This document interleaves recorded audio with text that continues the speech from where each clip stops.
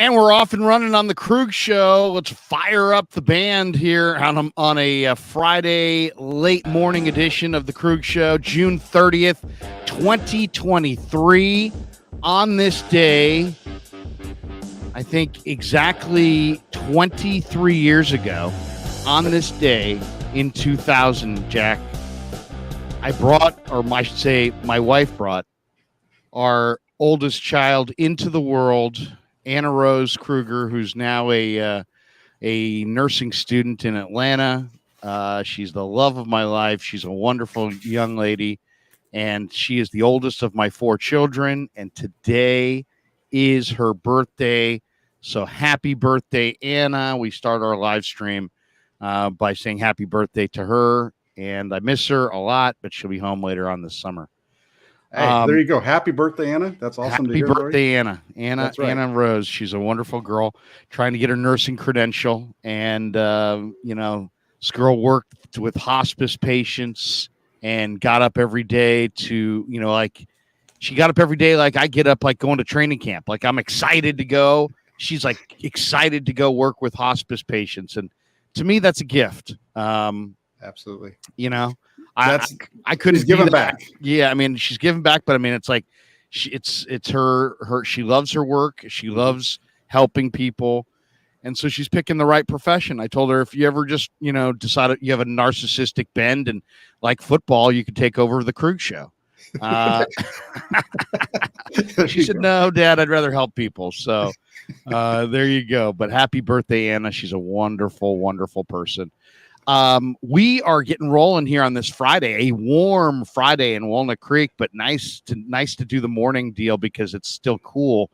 But it's headed towards triple digits in the next couple of days out here in the creek, and where you're at further inland, you might even be a little warmer than we're at right now.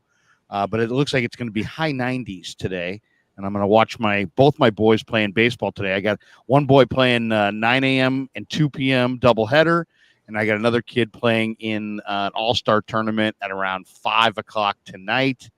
So, and then I got a buddy in town tonight who wants a meetup for a big, guys' night out on the town with drinks.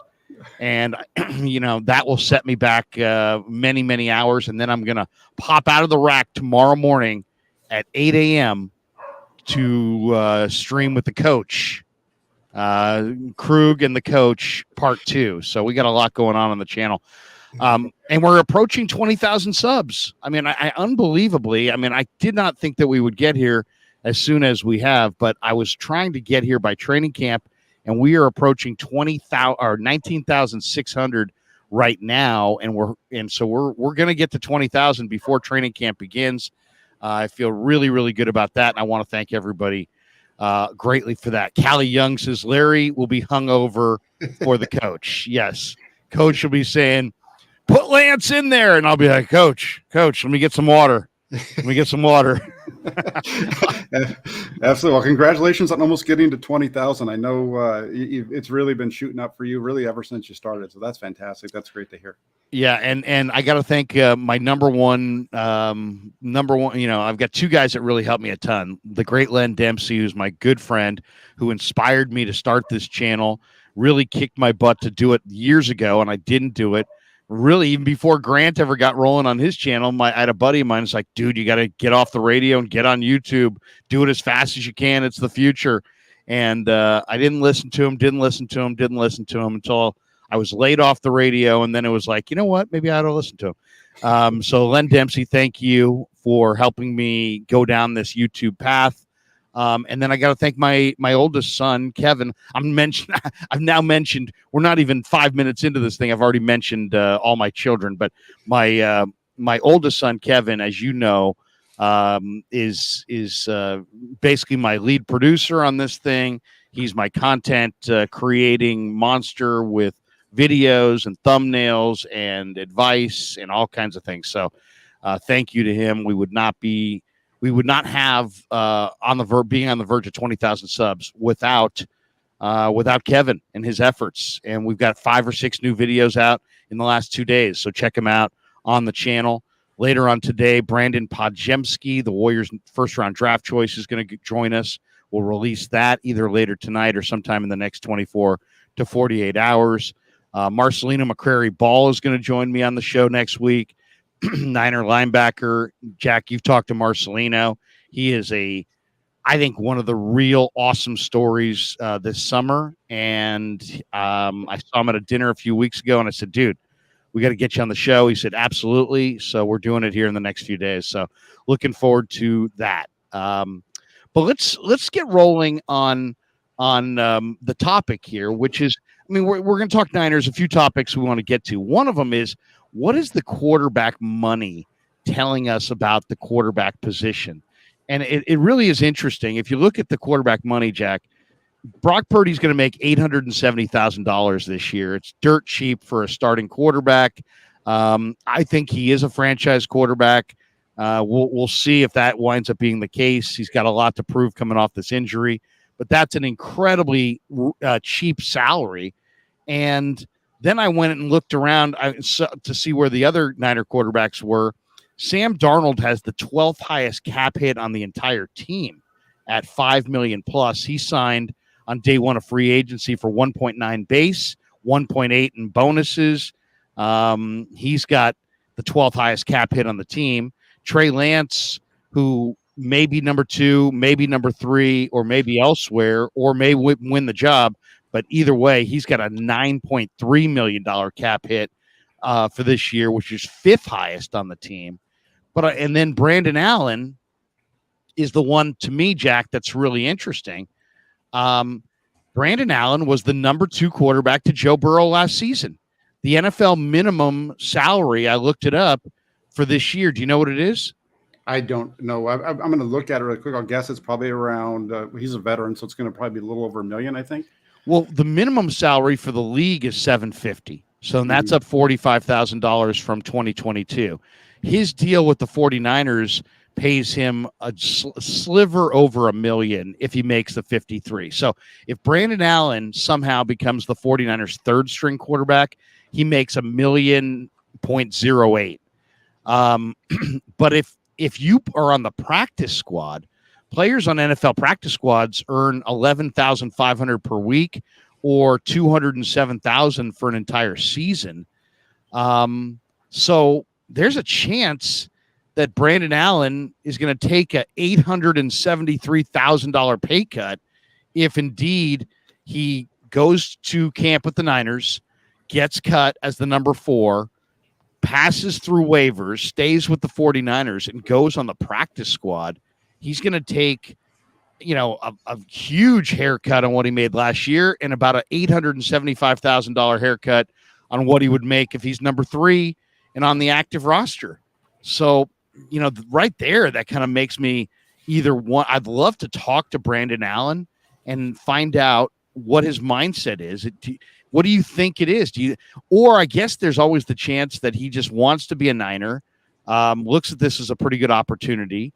And then if he doesn't make it, instead of going on the practice squad, maybe he believes he'll be picked off waivers and that somebody might offer him, at least the league minimum at $750. So he's really not taking that much of a gamble. But I would say this, the idea that the 49ers will have Brandon Allen as their practice squad quarterback this year, I would say are very, very, very unlikely.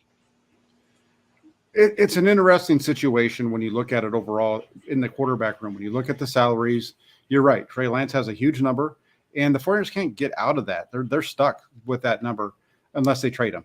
That's the only way that they can get out of Trey Lance's contract, because if you look at, if they were to release him today, he's going to still cost them $9.3 million this year, or it's actually going to be $20 million against the cap because of his dead money. If they wait until next year and they decide that they want to release him next season, it's $10.8 million. Now, this is all, with Lance, if they decide that they want to move on from him for whatever reason. The only way that they can get out of that contract is by trading him. If they trade him, they can save some money against the cap and all that stuff, because all the money they paid him already goes away. So that's another interesting piece to this whole thing. And on Brandon Allen, they gave him $200,000 as a not a signing bonus. If that was his guarantee, he's guaranteed to get 200,000. So that might be used to partly offset some of what you're talking about too, in terms of possibly ending up on the practice squad. So I mean, then I looked around the league to see, where exactly, who are the other third string quarterbacks? Because let's just say Purdy, for the sake of argument, wins the number one job. And then it really is a competition this summer between Darnold and Lance to be number two. That means either Darnold or Lance is going to be the number three quarterback. That means the Niners are going to pay their number three quarterback $5 million in the case of Darnold, $9 million in the case of Lance, as far as a cap hit. I'm looking at the cap hits for every other third string quarterback. I'll name the ones in the NFC. Tanner McKee in Philly. Brett Rippon is the third for the Rams. Holton Ahlers, the rookie from ECU, is the Seahawks rookie, or the third.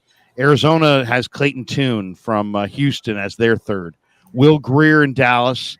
Danny Etling in Green Bay, the rookie Tommy DeVito, not Danny DeVito, Tommy DeVito. I'd love to see Danny DeVito. That would be incredible. Hendon Hooker is number three in Detroit. The rookie John Wofford went from the Rams to Tampa to be their number three. The rookie from BYU, Jaron Hall, is Minnesota's three. Logan Whiteside is Atlanta's three. Matt Corral is Carolina's three. Nathan Peterman in Chicago. Jake Haener in New Orleans. And Jake Fromm in Washington. All of those guys that I just named basically make somewhere between $800,000 and $1.5 million as the third string quarterback. The Niners are either going to pay, $5 million for Darnold or $9 million for Trey. Does that mean, I mean, seriously, it stands out like a sore thumb. I realize that the 49ers want to have quarterback depth, but I'm kind of wondering how this thing's going to come down. As I just stated, there'll be no Brandon Allen on the practice squad. There's no chance of that in my mind. There's no way he's taking a $800,000 haircut to be on the practice squad. But a lot of people think that's the scenario. Oh, they'll have Purdy and Lance and Darnold, and they'll have Brandon Allen on the practice squad. No, they won't. So then the question is, do they want a third string quarterback making huge money, or is the loser of the quarterback battle the one who's going to be traded? Will the Niners keep Sam? Let's just say Trey beats him out. Will the Niners keep Sam Darnold at $5 million as their third string quarterback, or do you think they're more likely to trade him? I think when you look at this with the way the 49ers are all set up, they're backwards and everything, kind of like you pointed out, right? The guy that's supposed to be the starter is getting paid the least out of all the quarterbacks that are on the roster. And then you've got the guy that was supposed to be the franchise guy that right now is fighting to stay on the roster as the guy that's being paid the most. It's all over the board. And I think that, to what you said, if Brock Purdy's healthy week one, he's going to be the starter. We know what he's going to make. And then it becomes the quarterback competition between Trey Lance and Sam Darnold. And this is really interesting to watch as this plays out. We've talked a lot about potential trades with Trey Lance. If one of those two is going to be traded, I think it's probably going to be a little bit, I would lean more towards the direction of Trey Lance, but he's got to get beat out too, right? In order for that to happen, Sam Darnold needs to be better than him in training camp, or the Flyers need to at least feel comfortable moving forward with him. And then maybe you keep Brandon Allen as your number three. But of that group, if you're going to trade somebody, the guy that you're going to trade, if he's not your starter, do you want to pay your backup quarterback in 2024 $10.8 million? Because that's what it's going to cost you to keep Trey Lance on the team. Now, again, I'm not saying they should. I'm looking at this from what these salaries tell us. And it tells me that if they're going to move off of one of these guys, I would think it's going to be most likely Trey Lance in terms of a trade, just because that's the only way they get out of that money. They don't get out of it in any other way. So they're stuck with it unless somebody comes along and says, hey, we need a quarterback. Will you give us Trey Lance? Had a very interesting live stream yesterday with Al Sacco, and Al has a perspective I thought was really interesting as well. And we got into the whole, it's not really this whole thing is not really fair on Brock Purdy. It's not really fair on Trey Lance. It's like these guys have been pitted against each other. And I brought up the point that that the actual rapport between the quarterbacks is, I believe, really good, which is you would never think based on the vitriol in the whole debate about who should be the guy, and eventually it probably gets decided on the field. But there's just an awful lot of pushback on the notion that Breer and Schefter and Rappaport, and then we saw comments this week from Mark Schlereth, who's a two-time Super Bowl champion, a two-time Pro Bowl offensive guard, a longtime analyst, and he said, hey, Purdy's the guy. And it's amazing. People who, it's like, let's go discredit anybody who says what we don't want to hear. Instead of just, I think maybe what we ought to do is just kind of realize that even though, like for me, if I'm just going off my eyes, and I brought this up to Al, my eyes tell me that Trey and Sam look very comparable, and I don't see a big difference. I think Darnold maybe has better arm, throws a little bit better ball. Trey's got a little bit better mobility, but to me they look very, very similar, and I can't really differentiate. But one thing that has to be mentioned is when I say this is what I see. I'm only seeing 1 day a week of the 49er OTAs. So let's just say they practice 5 days in the OTAs. I'm getting 20%. And I'm getting 20%.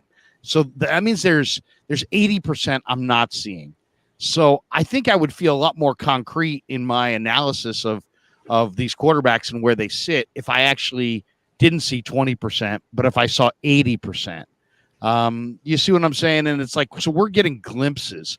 But to me, when I see all these guys, and I don't know, I'm like everybody else. I have no idea who's telling Schlereth this. I have no idea who's whispering to Schefter or any of these guys. But the fact is, all these guys, it's not like they're in one room. It's not even like they're in one market. They're in multiple markets all over the country, and they're not conversing with one another. And so to me, the fact of the matter is their messaging is that Darnold's the likely two. And I thought Breer's report shed the most light, the way he framed it as, it's really not about who's got the best potential, because that's what we're looking at. We're looking at who's got the best potential. It's about Brock Purdy's going to be their one, and who's going to be the best guy for 4 to 6 weeks while Brock is out. Let's just say in a worst case scenario, he can't go week 1, and they're going to sit him out for 4 or 5 weeks. Who do you go with short term?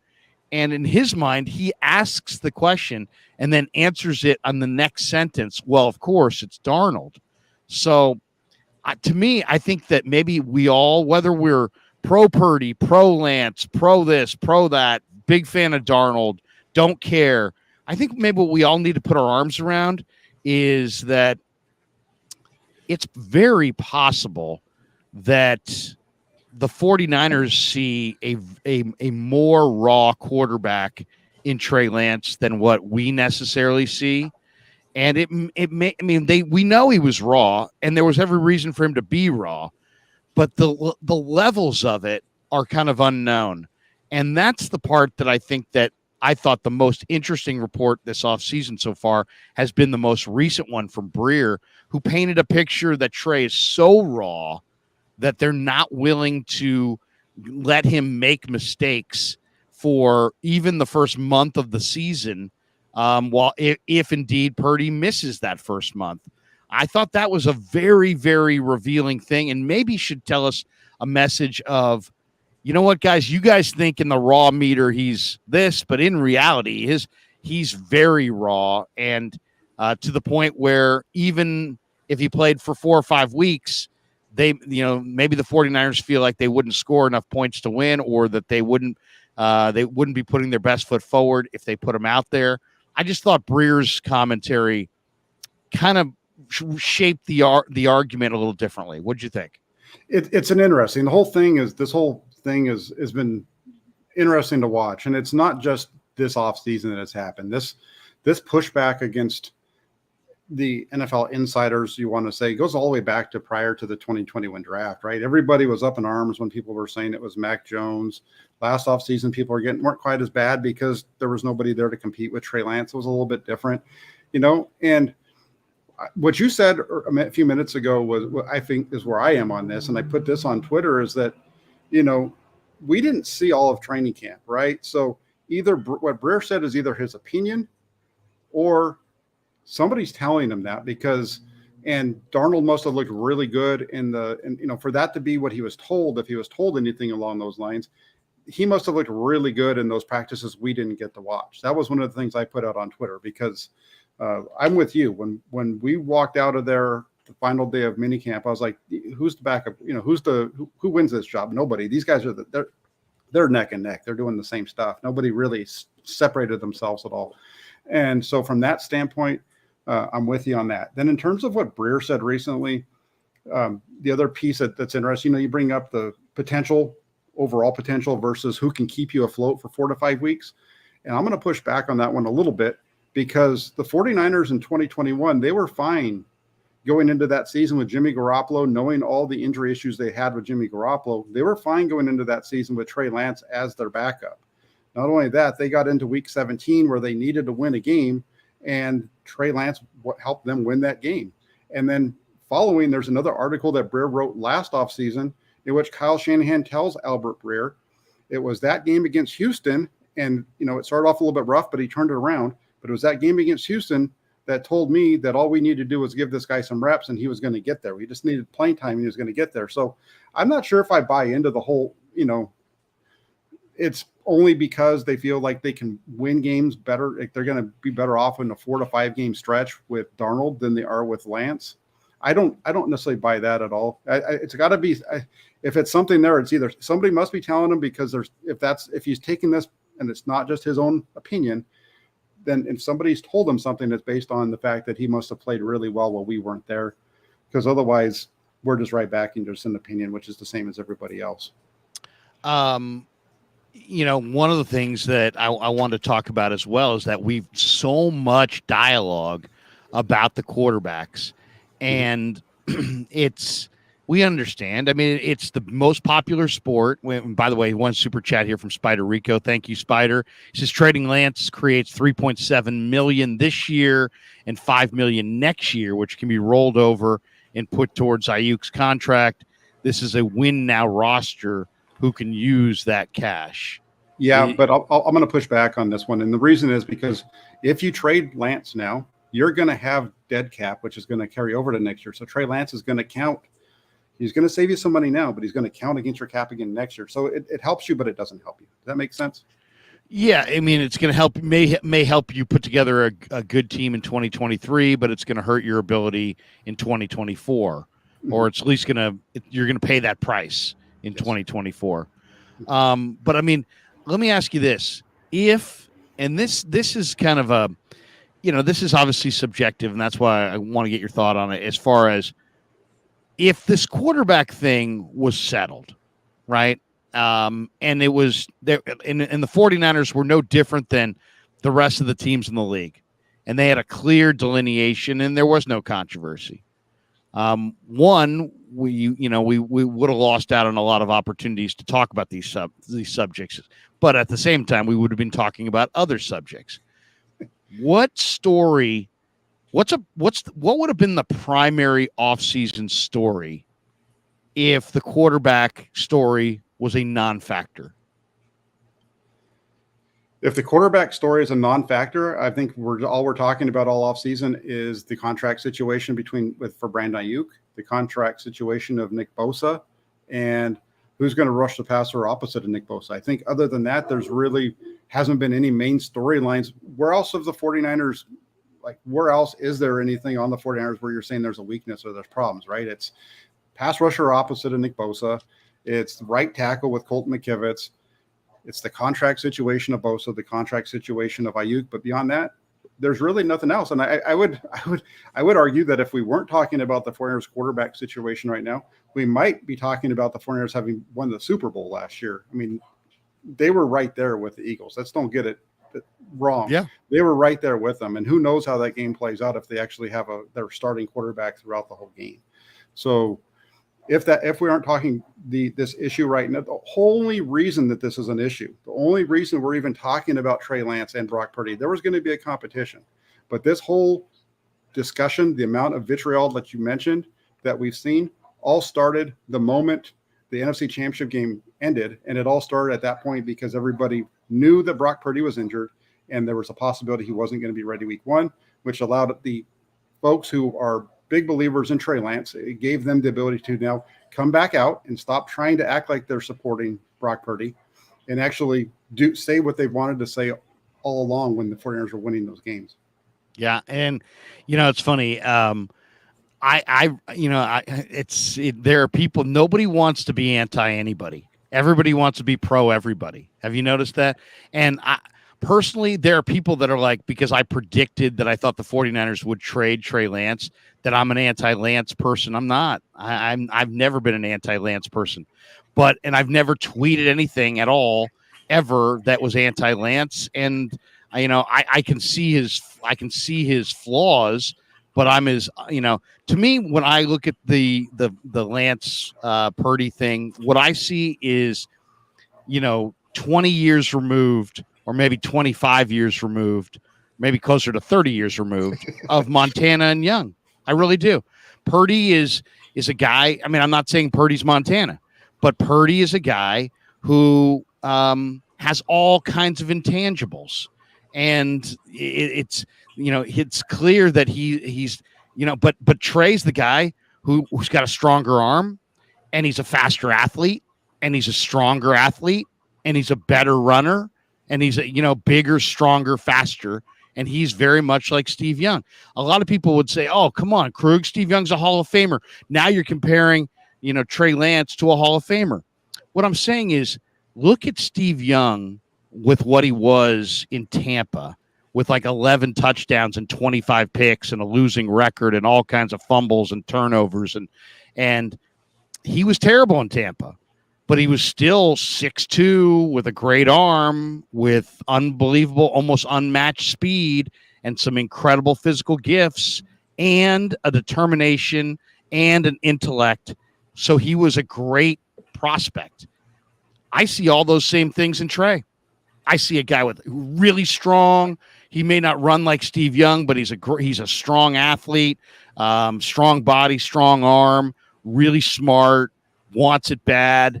Needs coaching, needs playing time, needs mentorship, needs, reps. But I see him as a guy that kind of the way I saw Steve Young with Tampa, just kind of an awesome prospect that needs to be coached up. But on the other side, was Steve ever going to take Montana's job? Well, no, not as long as Joe was there. Why? Because Joe had all these intangibles. And that's what I see with Brock, is that Brock's clearly got better speed than we think. He's really accurate, but he's got a lot of intangibles as well that people can't see. And that's, I think, a big part of his value proposition are his intangibles. So I actually see both Montana and Young became Hall of Fame quarterbacks. Now, I'm not saying Purdy's a Hall of Famer, and I'm not saying Lance is going to become a Hall of Famer. But I see Purdy as the guy with all the intangibles, who's not as good an athlete as Trey Lance, doesn't have the size, the strength, or the speed. Lance I see as a Steve Young, strong, fast, great physical potential, really smart, and really wants it. And but he's not there yet. So it's like, I give me your thoughts on that, because obviously you know quite a bit about the Niner history, the Niner quarterbacks. I'm not saying these guys are Hall of Famers, but it's interesting that we debated one guy who was had all these intangibles and all this early success against another guy who had this incredible athleticism, almost an unmatched skill set, and was really smart and really wanted it. And they both found a way to Canton. It took Steve a while to get coached up to the point where he was the player that he was. Steve Young did not become, we should mention this, Steve Young did not play his best football at age 22, 23, 24, 25, 26, 27. He played his best football at 28, 29, 30, 31, 32. It was the 90s. It was 92, 93, 94, 95, 96. That's Steve Young's, even beyond that, 97, 98. But I mean, that's where Steve Young really kicked butt. It's very possible that we're looking at something very similar. So the idea that people, you don't, I think Brock Purdy definitely is better now and should play now. But I see a great prospect in Trey Lance, who is going to have a Steve Young like learning curve, and his best football, I believe, is coming. But I believe it's going to be in his late 20s. Give me your thought. Yeah, it's an interesting discussion, and really quick, just like on the Purdy and Montana piece, right? Montana wasn't the guy that had the big arm. That's why he wasn't taken in the first round. He didn't have the traits, right? That's the guys that are taken in the first round are the guys that have the traits. They've got everything that you can point to. They've got all these things about them, but that doesn't mean that they're going to become great quarterbacks. And Joe Montana was taken in the third round, and nobody expected him to come in and do what he did and become, really the greatest quarterback of his era. And that could be the situation with Brock Purdy. They're very similar guys. And in terms of some of those things, even going down to the injuries with their throwing arms, really, if you want to get all the way down to it, you look over at the other side with Steve Young. That's a great point. I've had this conversation, even discussing the issues with Sam Darnold, really is how I know some of this stuff is because of that. But you're right. Steve Young, he wasn't a good quarterback, really wasn't even that good in LA when he was in the USFL. Then when he went over to Tampa, he really struggled there on a really bad team. And even after he joined the Friars in 87 and 88 and 89, he wasn't very good in those games. If you go back and watch and look at the numbers, and if you actually watch those games, there was a big difference between the way that the Friars offense during that time ran when Steve Young was the quarterback compared to Joe Montana. And you're 100% right. It wasn't until 92 when he really came into his own, his second full year as a starter. And with Trey Lance, that could be the direction that it goes with him. Where they differ is that when Steve Young got to the NFL, he had been through everything. He had been through every possible scenario you could be on the football field. And Trey Lance hasn't been through every scenario you can be on the football field, at least not at a high level. He played at North Dakota State, and the time that he played at North Dakota State, they were Alabama. They were like even better than Alabama, really, when you can compare Alabama in the Division I FBS compared to North Dakota State and FCS. They blow everybody away. That's one of the reasons when you look back and you watched Trey Lance is you can see him make plays, and there were highlight reel plays. There's just normal plays. You could see him doing things, but it wasn't all the time, and it wasn't in a situation where he was never in a tight game in the fourth quarter. It was never close. The closest they got, there was one game where they were trailing, but they scored a touchdown on their first, they were on a drive. They score a touchdown right at the beginning of the fourth quarter, and then they go ahead and they win by double digits. That's the only time in his career at North Dakota State that they were even behind in the fourth quarter at all. So, that's just one of the things. And I think that's where when you look at Trey Lance as a prospect and you talk about him being raw, people point to the lack of throws, but it's not just the lack of throws. It's the lack of experience in game situations. He wasn't put in certain things that you would have a quarterback need to do. That's, I think, the biggest area that you can point to. And that's one of the hard parts about developing him at the NFL level. If you want to keep having a win, right, this is a guy who you're teaching. He's like, Steve Young even said this, I think, talking with you a long time ago on the radio. And it was like, we're looking at this guy. He's like at the very bottom, and we're going to have to really have a lot of patience with him because it's going to take a lot of work, and we're going to see him grow and really mature right in front of our eyes compared to a lot of these other guys that were drafted around that same time. Yeah. I mean, I'm looking at Steve Young's stats here. He comes out of, first of all, he played in the USFL. So he comes to the NFL. He's 24. How old's Trey right now? I think it's 23 now. 23. So he starts 5 games as a rookie. He goes 1-4 with 3 touchdowns and 8 picks. He comes back the next year as his second year in the pros at 25. He starts 14 games. They go 2-12. He throws 8 touchdowns and 13 interceptions. The Niners trade for him at age 26 and 87. He basically sits 87, 88, 89 behind Montana. Had a couple starts in there every year, but basically sat through his 20s. He didn't really start with the Niners until 91, where he started 10 games.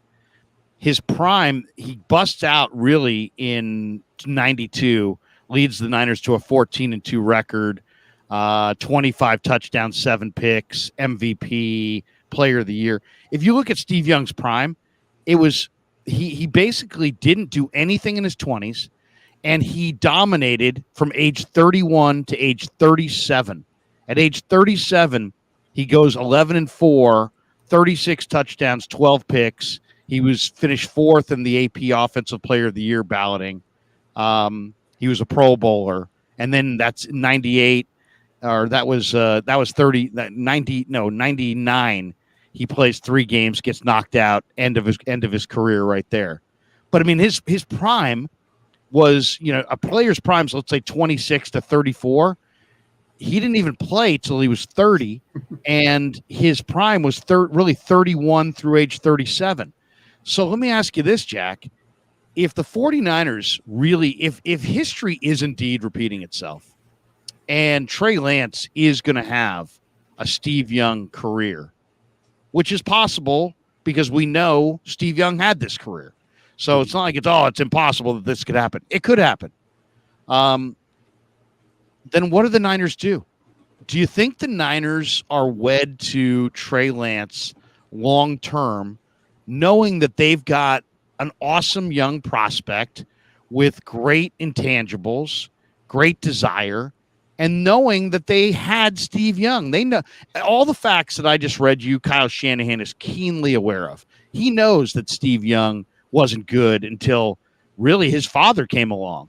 And I mean, his father helped Steve Young become this incredible player and win the Super Bowl in 1994. Kyle understands that Steve Young 31 to 37 was way better than Steve Young 21 to 27. And that's rare. What if Trey Lance is going to be on that trajectory, would the Niners figure out a way to make it work on the cap going forward? Or is this a product of yesteryear, and in today's NFL, because of the cap, there is no mechanism for a Steve Young to stay with the 49ers, in this case a Trey Lance to stay with the 49ers for many, many years ahead, and potentially come of age the same way Steve came of age, maybe in a few years. I mean, literally, even if Trey was super slow in developing and took 2 more years, we're still talking about 26. He's 26 in 2 years, right? So, that's 4 years, 5 years before Steve busted out. That's a lot of time. If you thought Trey Lance could get to Steve Young category and develop into a great player, wouldn't it behoove the 49ers to figure out a way to just make the money work? That's where it becomes difficult, right? Because it's not just about the 49ers, though. It's about Trey Lance wanting to, or being willing to sit or do those types of things. And it really depends on what happens with Brock Purdy, right? If Brock Purdy is the guy that finished off last season and he's able to do that, then we're never going to see Trey Lance even 5 years down the road, because if what we saw from Brock Purdy last year, that's like top 5 level quarterback stuff in the NFL in terms of, yes, say whatever you want about the offense and the wide open throws, but the numbers that he put up, if he's able to continue to play at that level in terms of the numbers, I'm not even saying that. I would expect him to actually improve a little bit in terms of some of the things that he was bad at. If he continues to do that, he's going to be your long-term quarterback, and he's going to cost you some money down the road. And I don't see Trey Lance saying, I'll stay here for, $5 million for the next 4 years and sit on the bench and all those kind of things. I just don't see that. Trey Lance needs to play. He needs to be on the field a lot. And it all depends on, we're going to find out when we get to training camp. Is Brock Purdy there day one? When does Brock Purdy come back? Where is he? It just really depends on how this situation plays out, whether or not they would keep him long-term. And it's, you mentioned it's different today because you have a salary cap. You've got a roster that you've got to build. The 49ers are already spending a lot of money in other positions. It's one of the reasons, the quarterback salary of Brock Purdy is one of the reasons, or Trey Lance, whatever you want to say, is one of the reasons they're able to afford, actually the whole quarterback room being so low, is one of the reasons why they can afford to give Deebo Samuel the contracts that they've given him and Nick Bosa what he's going to get, what Fred Warner got, and so on and so forth. They need to kind of keep that room where it is, at least for the next few years. And Trey Lance is going to be coming up. That's a really tough ask. I think I don't think Trey Lance, I know he says he likes San Francisco. He likes being here. He's not asking to be traded, but when his contract comes up, I just find it very hard for him to say, you know what, I'll stay here for a couple more years and be a backup if that's what the situation is at that point. So interesting because, Bill Walsh, in this case, with Lance, the 49ers would be Tampa. The 49ers would be the team that says, you know what, we can't make it work. We're going to move off the quarterback.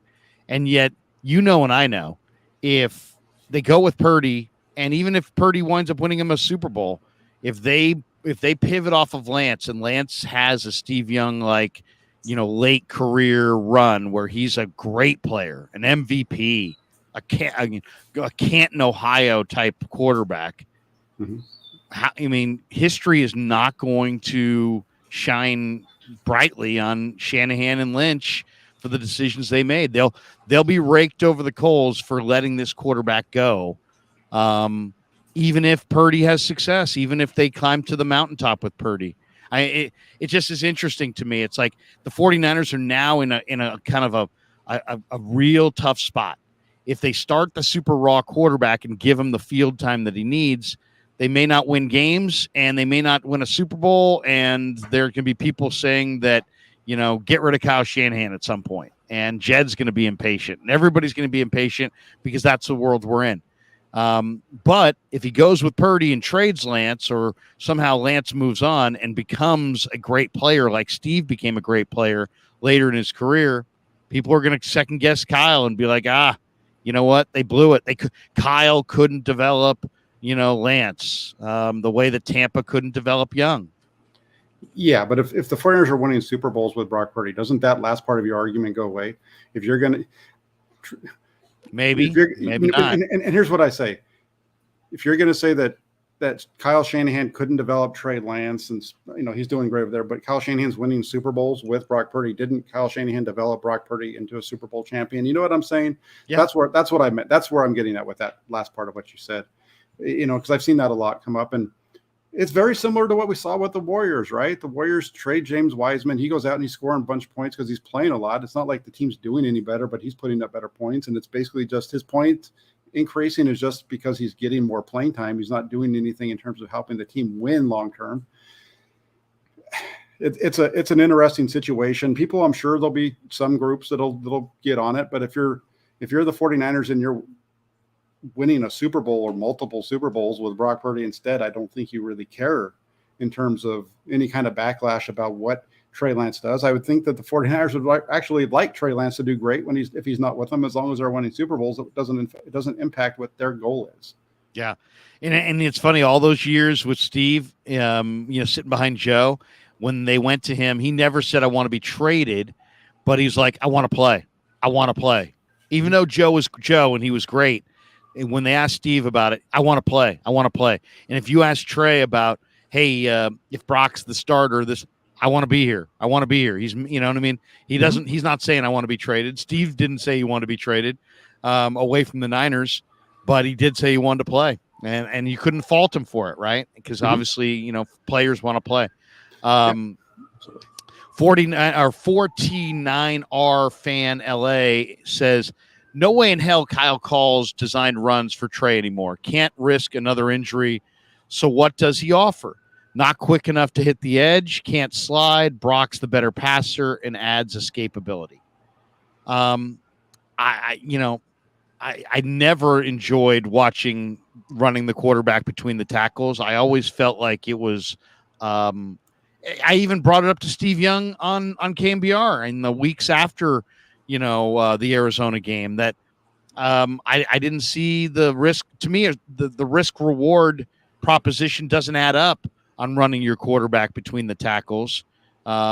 And I think that we actually got a blueprint last year with Mariota in that Falcon game, how to best use Trey and how Trey could be really, really good. You have a run-heavy scheme.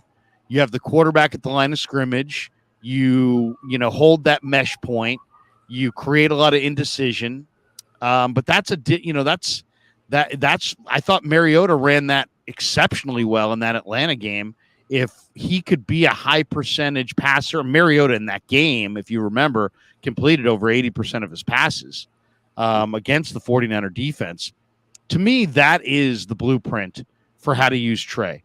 You don't have 35 passes a game. It's a run heavy scheme, but you also have Trey, holding that mesh point and potentially be used as a runner in short yardage to keep the chains moving.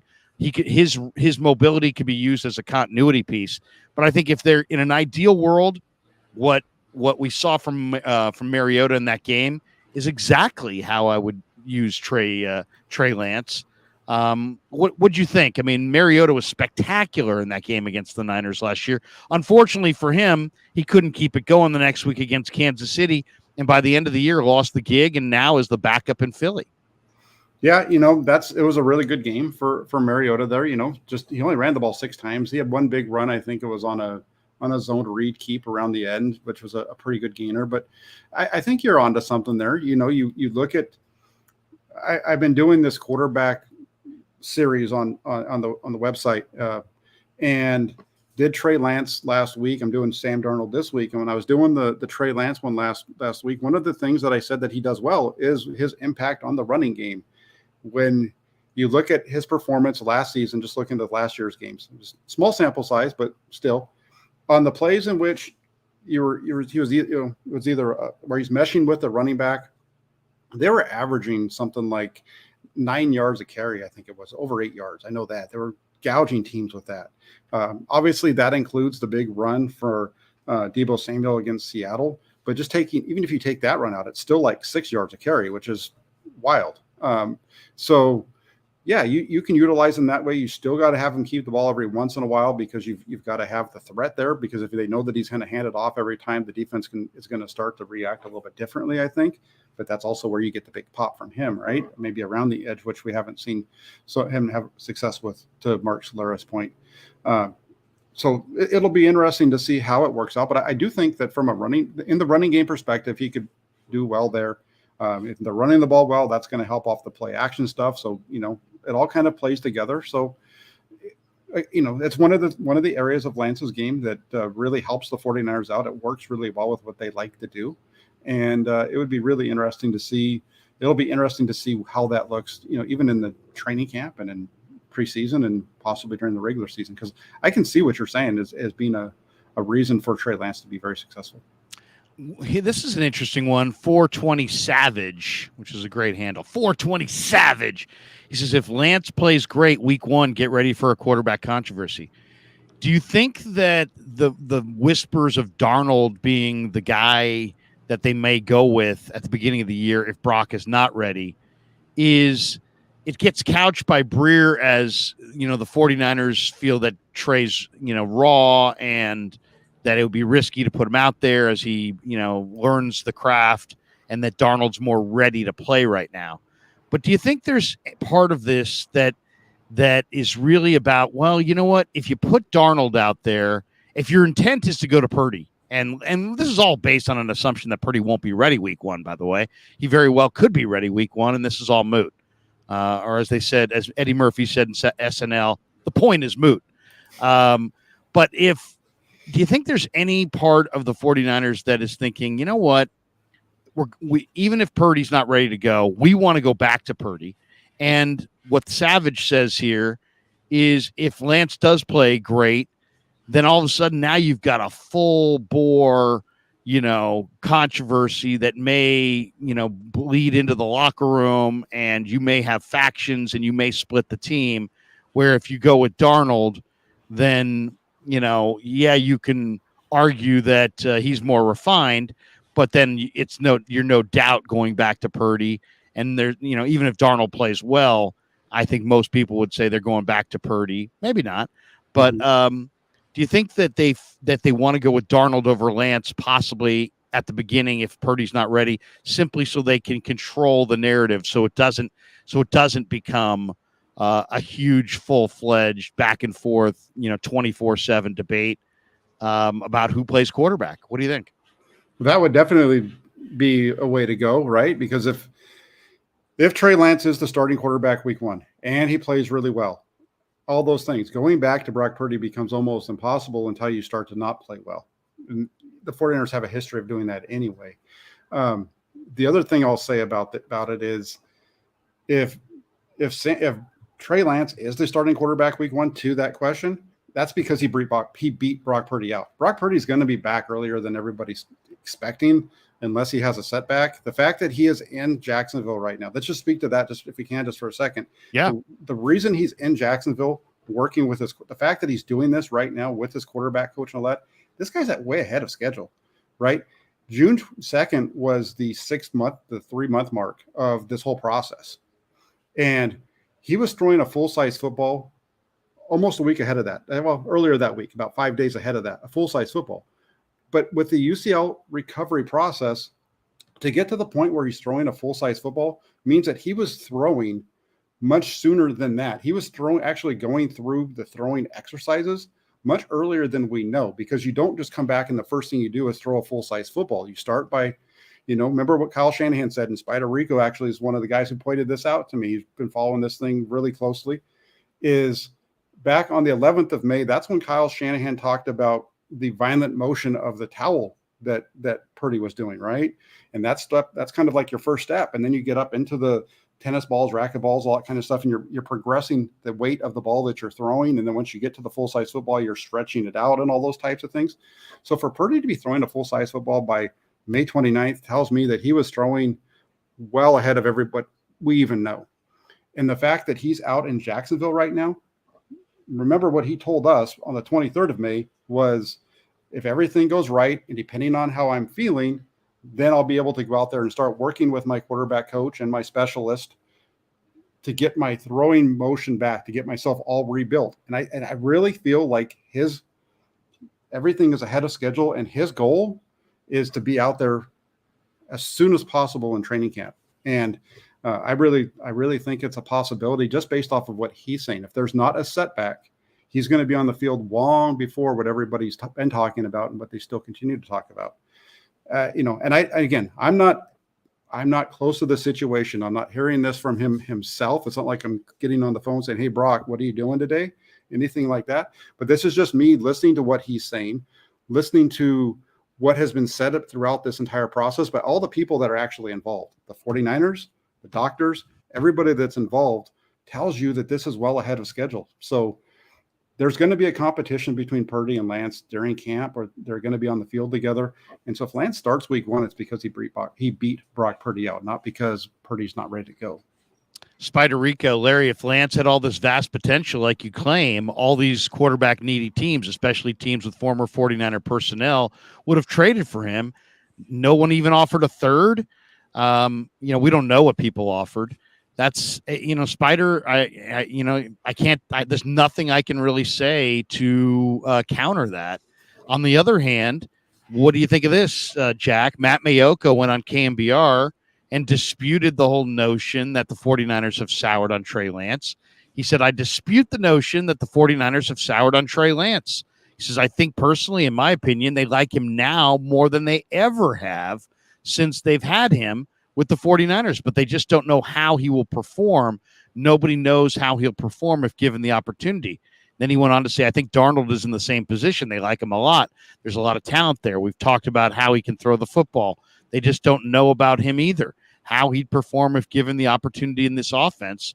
Mayoko also believes that Brock Purdy will be the starter, even if he's still recovering and unable to play during the lead up to the season, saying, "I see the 49ers going into training camp with a pretty clear cut number one quarterback, even though he might not play much, if any, in the preseason. But I think their number one is pretty clear cut.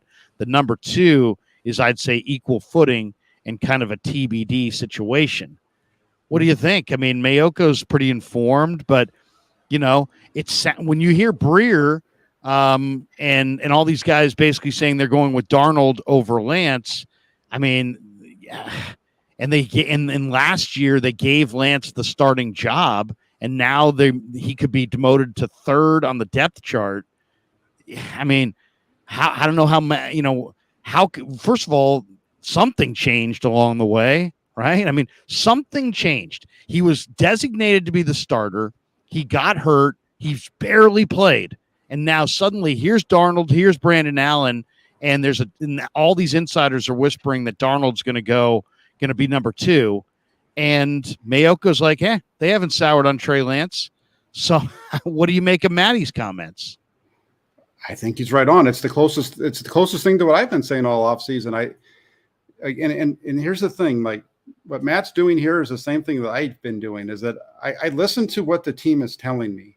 And what the team is telling me has stated all offseason is Brock Purdy blew. And I'm gonna lose my own words to say what they've told me. Brock Purdy had a chance and he blew it out. That's why he's got the opportunity to stay as a starter, because when he got an opportunity, he showed us that he can do it. Left no doubt about his ability to do it.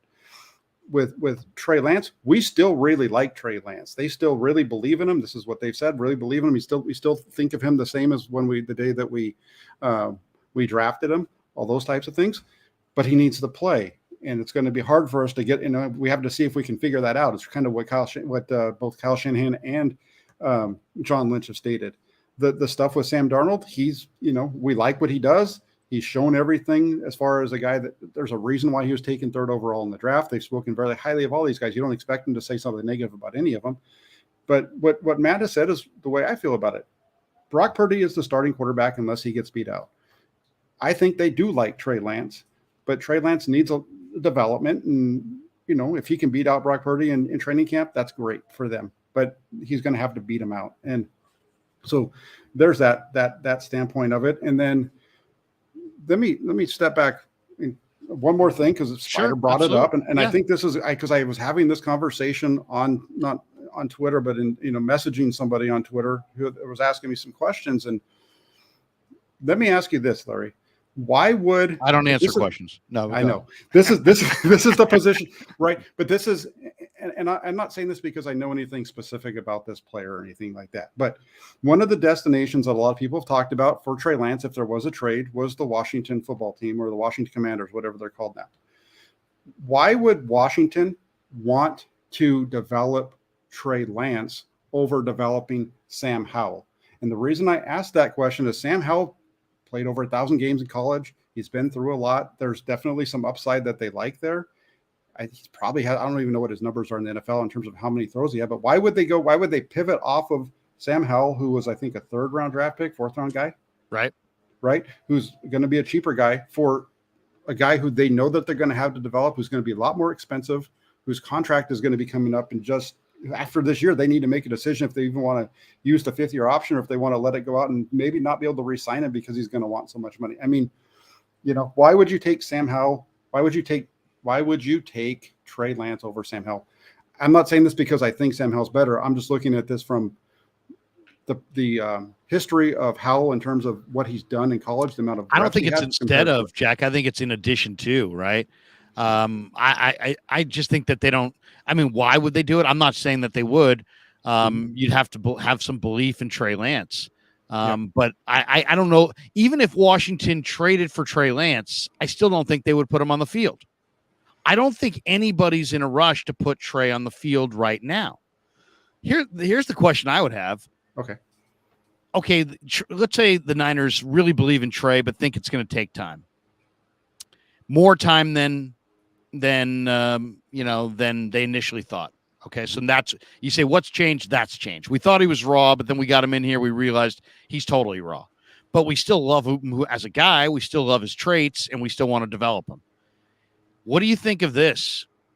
Let him play this year at his contract, 5th highest cap rate on the team. And then at the end of the year, and I don't know if this is even possible, but if he really wants to be here and you really want him here, but he's not ready to play, but you think you don't want to trade him because you feel like he's going to develop somewhere else, why not tear up his contract, give him a contract that's really much, much lower, and then just keep him in-house and keep developing him and eventually let him get there. If he acknowledges that there's no immediate opportunity out there for him. Like, yeah, if I'm Trey, why the hell would I do that if I could start for the Commanders or the Titans or one of these other teams? But let's just say there's no team in the NFL. What if John Lynch says to his agent, hey, I've talked to every team in the NFL. Nobody's going to give us anything real today for him because nobody feels like he's ready to play. There is no minor league system, so there's no real avenue for him to play right now. But we love him as a guy. Our problem with him is his cap number. What do you say we rip up his contract, give him a long-term contract for far less money, keep him in-house, and then just take the pressure off and stay with developing him, and then just bring him along instead of forcing him into this, you got to play, bring him along slower, take away the money aspect of it. Wouldn't that be a solution, or do you not see that as a solution? The redoing his contract thing, I think, is totally a solution if he's up to it, right? If he wants to stay here, if he's willing to be here long term and really try to develop over the next few years and all that kind of stuff, then that is, I wouldn't be against that. You've got to you got to do it in a way that helps everybody else out on the team. In terms of playing him this year, he's got to go out and show that he's the best of the guys. I think that's the only thing that's the only area. I just don't think you just say, okay, Trey, you're going to be the guy regardless. I don't think you do that. But if you let them go out and you compete and he outperforms Brock Purdy in training camp, and that's the guy that you think's going to be the starter week 1, and Trey Lance starts week 1 and the 49ers are winning. And we go back to that question earlier about, if Trey Lance was to start week 1 and the 49ers win, it's going to be a controversy. Well, we know from history with Kyle Shanahan, if Lance has already won the job and he is performing at a high level and the team is winning games, he's not going to change the quarterback just to change the quarterback. He's going to keep playing the guy that's doing well. So I could see, the direction kind of what you're pointing out would be one that I think would be a very big positive for the 49ers. And that's the thing. It doesn't matter if it's Brock Purdy or Trey Lance, right? Or if it's Sam Darnold. It doesn't matter. The 49ers want the quarterback that's going to help them win games. And if Trey Lance can show that he's capable of helping them win games and they're not winning in spite of them, I think you just keep rolling with them. And so that isn't a bad route to take if he's open to it.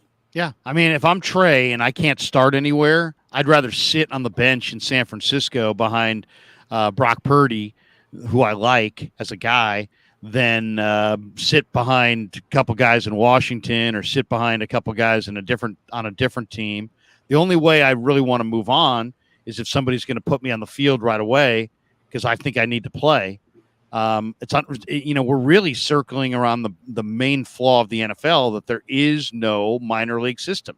If this were a baseball situation, they'd just send him to Sacramento and he would go play for, a bunch of games and develop. And then if he did really, really well there, it'd be like, hey, Trey's kicking butt in Sacramento, bring him up. But they don't have a minor league system.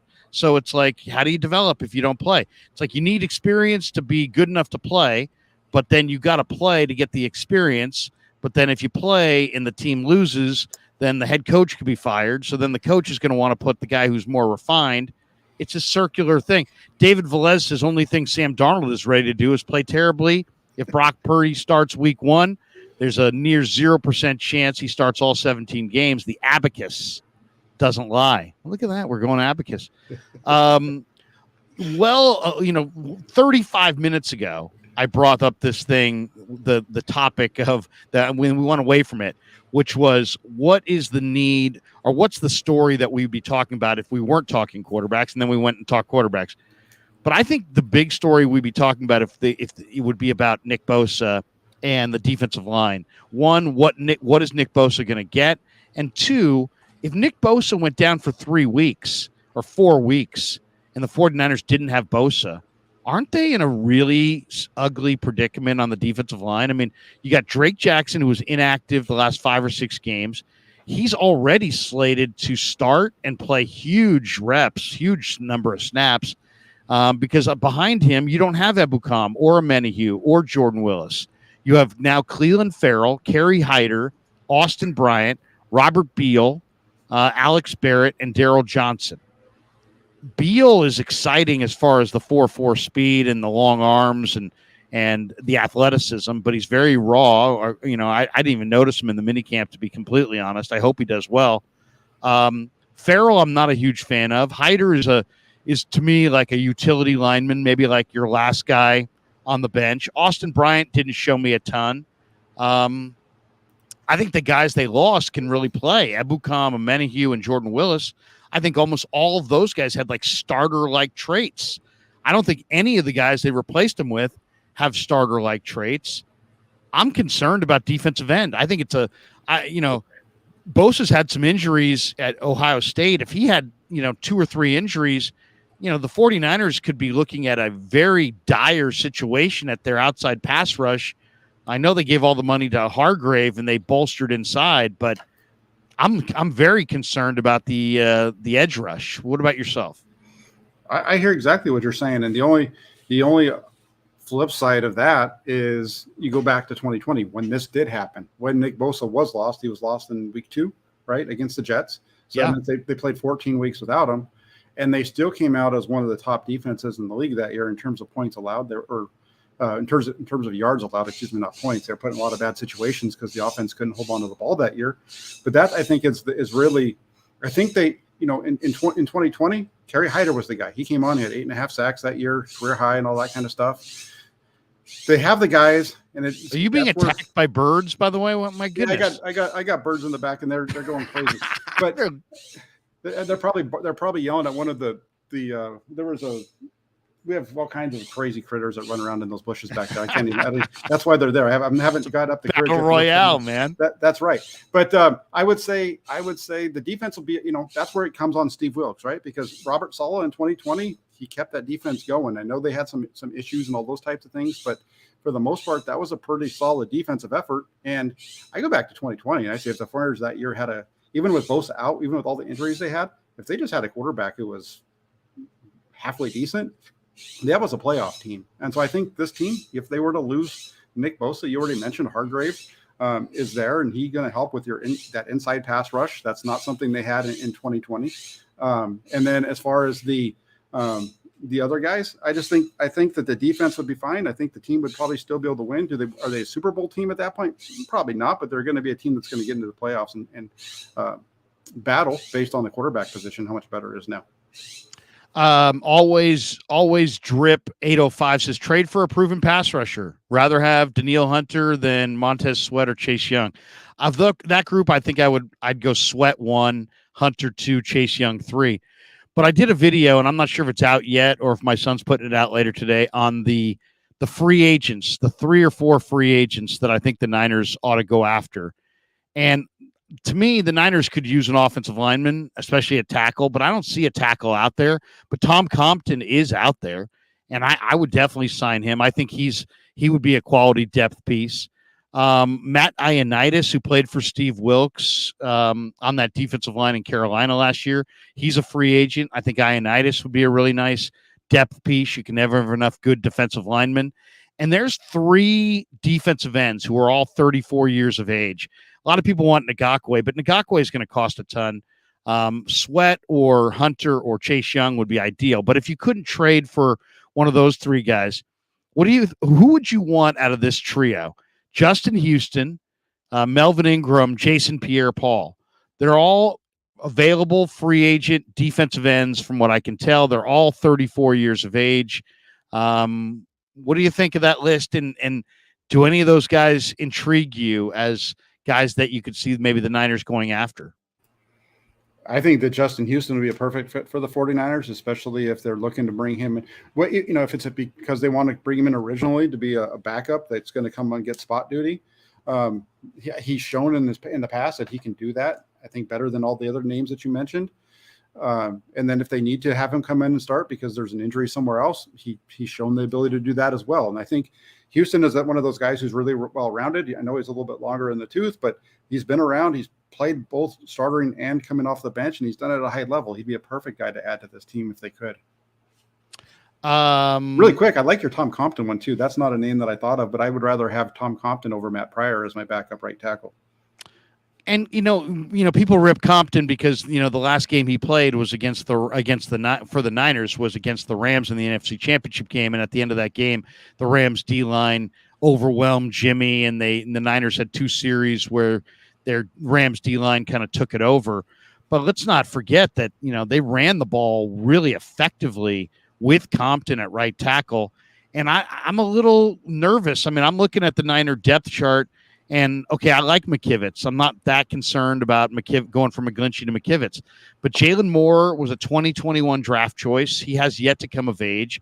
Prior to me, looked kind of, I mean, he's huge. He's 6'7", 330, but he might have been closer to 350 in the OTAs. He, to me, looked like he was carrying some bad weight. Gutierrez and Leroy Watson are they're not guys that I think I would want to trust out there. Nothing against them, but I would much rather have a guy like Compton, especially since tackle. I mean, they're fortified inside with Zakel and Feliciano and Poe and some of the players they have, but they're very thin at tackle. I mean, tackle seems like a major, major need for the 49ers. I agree with you, especially if you're looking, they do need to, if they could add some depth, and there's not, like you said, there's not very many names out there, but that's kind of why I said, I like what you brought up, Tom Compton. That's not, it's not like I've been really researching this a lot of it and that lately. And that's a great name to throw out there in terms of a guy to bring in at this point to come in and add some, they have a roster spot open, I believe. So maybe that's kind of the direction they're leaning. We'll see. The train is going by in the background there. Jalen Graham, there's a great article on Niners Nation from a writer I don't recognize, but he talks about Jalen Graham hype train getting ready to leave the station. And I agree with him. I think Jalen Graham looks spectacular at the minicamp and in the offseason. This was a 7th round pick. Scott McLuhan kind of shouted out this pick as a underrated grab. Graham played at Purdue. He's kind of an undersized linebacker, but he can absolutely run incredibly well. He's instinctive. I thought he looked like a 5-year veteran running around there at minicamp. What'd you think of Graham? And give me a young player that you think outside of Graham that you think is going to take off this summer. That's the Graham train that you heard. You're talking about the train. That's what you're hearing in the Graham. background. There he goes. Comes by every day around 12 at the same time, about 12:15. When it comes to Graham, I really like what I saw. Like, Graham is very similar to Fred Warner. I think when I seen him on the field, reminds me a lot of what I remember, kind of the build of Fred Warner and the way that he looks. He's very lean, not necessarily the bulky, that kind of thing, but he moves really well in pass coverage, and it makes sense because they both kind of did the same thing in college. They were both that safety linebacker hybrid type of position in college. I'm really looking forward to seeing what he does when the pads come on and they've got to start, playing the run and really getting after that. So I'm looking forward to that. And then in terms of the young guys, I'm looking forward to all of them, but I want to see what Jair Brown's going to bring. I know that's the easy one because he's the top pick for them this year. I want to see what Brown can do. And as far as guys who might be able to elevate themselves, keep an eye on the tight end out of Oklahoma because Braden Willis. Yeah, Braden Willis.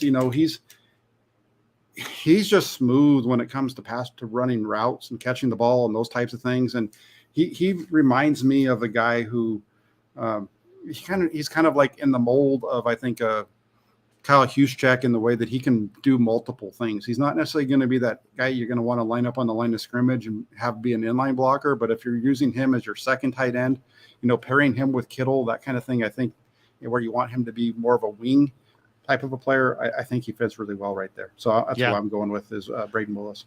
I think I'm looking forward to seeing the kicker, just because of the leg strength. I think that's going to be intriguing to watch.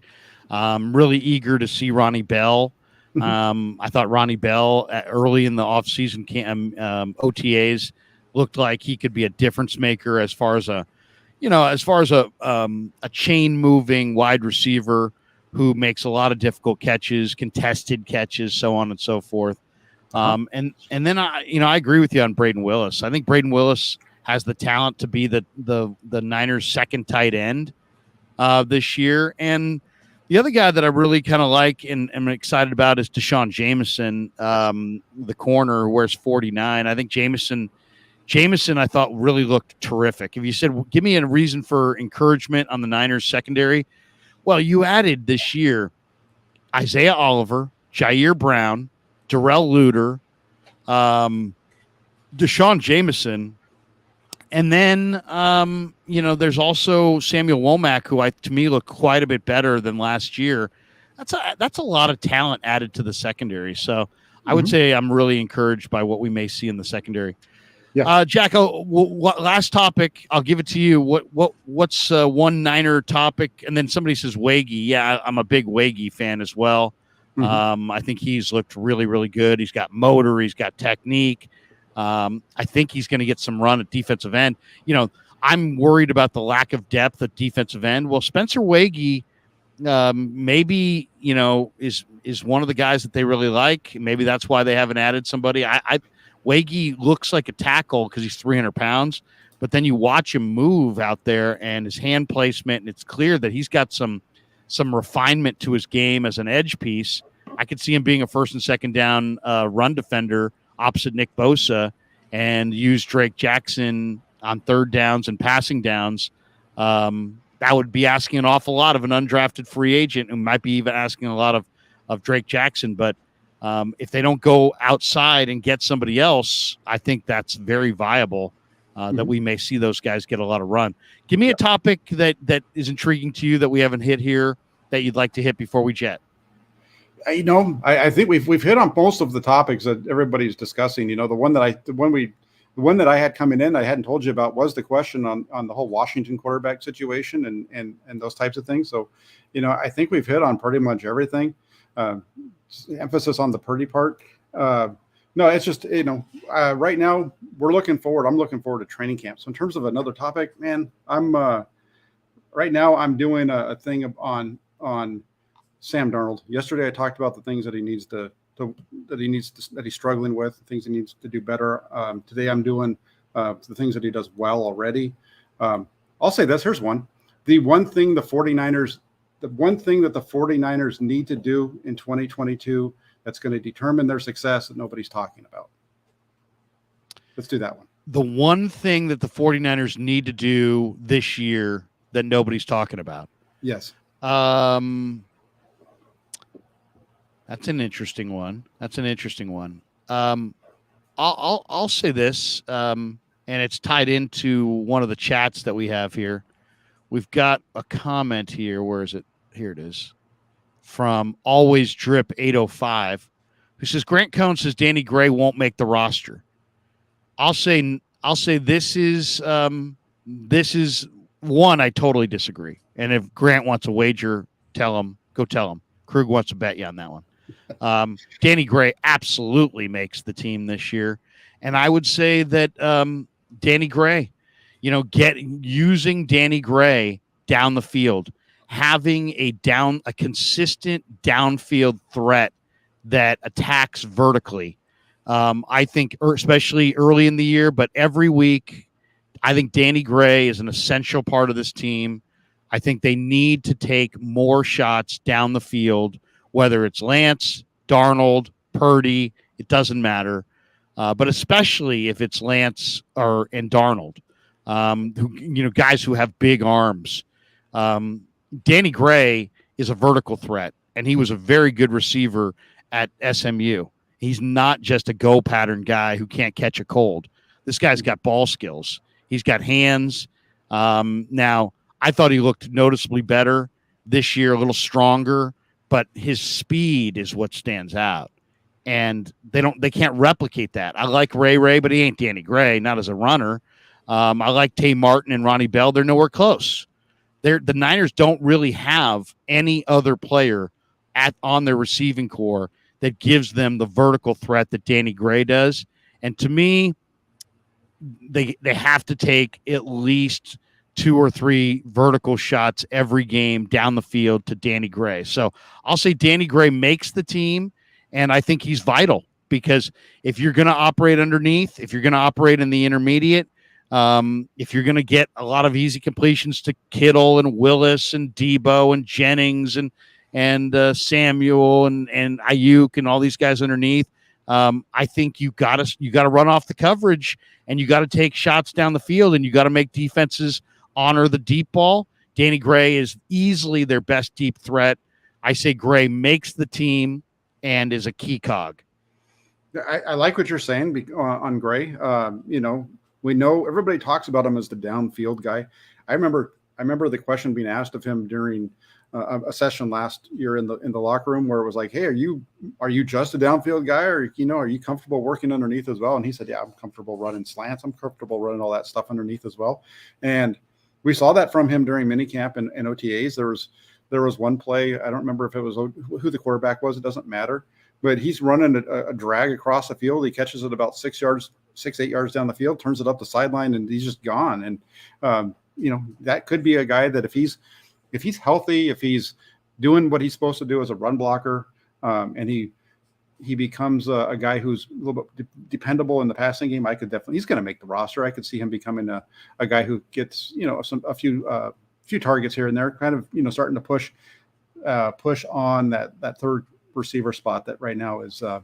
He's here for a reason. He's here for a reason. I mean, and I've talked to Kyle Shanahan on the radio. I've talked to him off the record and off the air on this. He's a vital component to being a play caller that's going to call a bunch of stuff underneath. Yeah.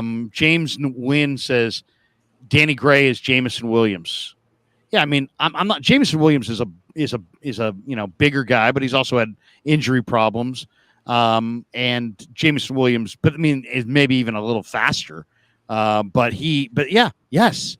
Danny Gray is a vertical threat. He's a home run hitter. The ball that Trey Lance completed to him is the kind of pass that Darnold and Lance and Purdy and that's the on the sideline up top, challenge the corner, stretch the field, make them honor the deep ball with Danny Gray. I think it's a vital component to what they do. Yeah, it is. Is there one that you were thinking of besides Gray? Yeah, well, I had one, and it's not a sexy one. I talked about it recently, but it's turnovers. We talk about all these different things, right? We talk about all the players and all that kind of thing. For the 49ers, if you go back to 2019, from 2019 till over these last 4 seasons, the 49ers have won the 4th most games in the league when you add in the playoffs as well. They're 4th. If you take the playoffs out, they're 5th. So they're one of the best teams in the league over the last 5 years.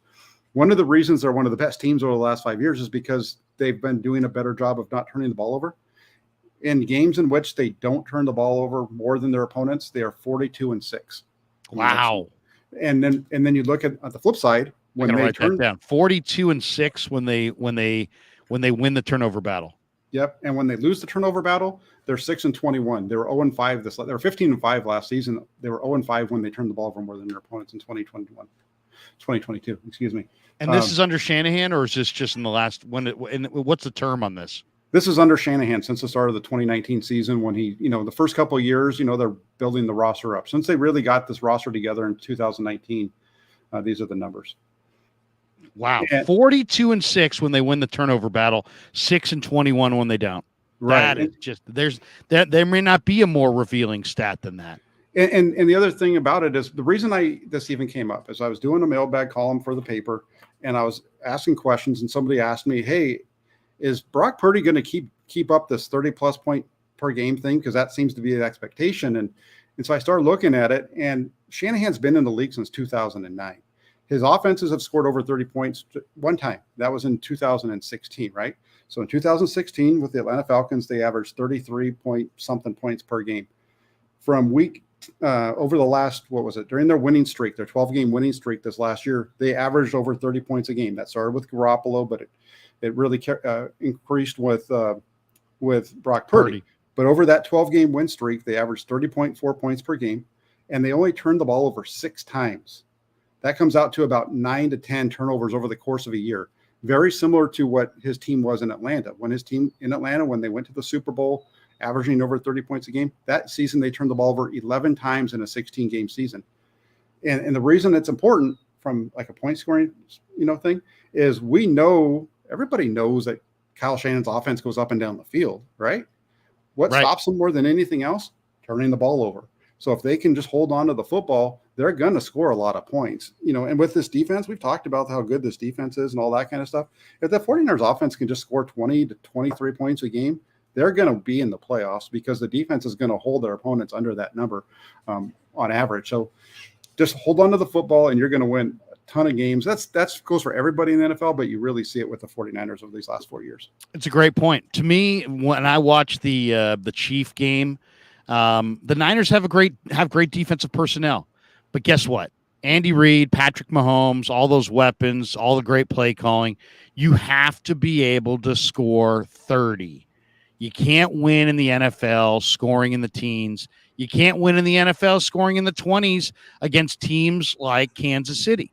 If you're going to beat Kansas City, and last I checked, they're going to stand between the Niners and Eagles and anybody else and winning the Super Bowl, you better be able to score in the 30s. You got to have a good defense. The Niners have a good defense. You got to have a good running game. The Niners have a good running game. But you better be able to score in the 30s. And that is singularly what was so exciting about the Niners under Purdy is that they averaged 33 a game with a quarterback who was a rookie quarterback who sat from August through the first week in December and then came off the bench and did this. So very impressive. And we'll finish with this one from Spider Rico since he's had a number of good chats. He says, Larry, in Hammer Time, does having a rookie kicker, Jake Moody, force Kyle Shanahan to be more aggressive on going for it on fourth downs this year? What do you think?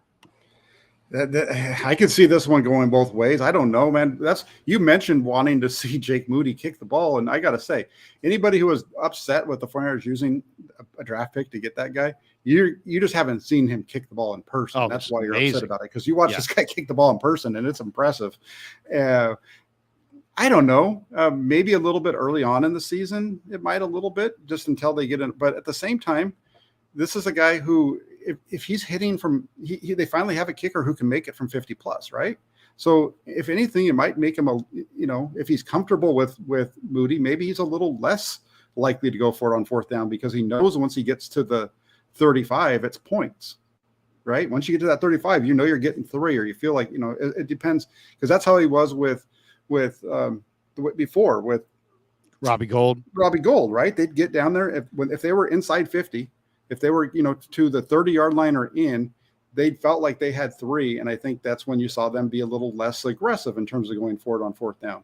You would see them just take the 3 points, go and let their defense do their thing and just kind of play that game. And then the only exception to that, though, Larry, was when Trey Lance was the quarterback. When Trey Lance was the quarterback in 2021, they didn't do that. Against Arizona, he went for it a number of times, took points off the board in that game a couple of times. Against Houston early in that game in week 17, went for it a couple of times early on fourth down, didn't get it, and took points off the board. So it'll be fun to see. I think it's going to depend on the quarterback and how well Jake Moody is playing.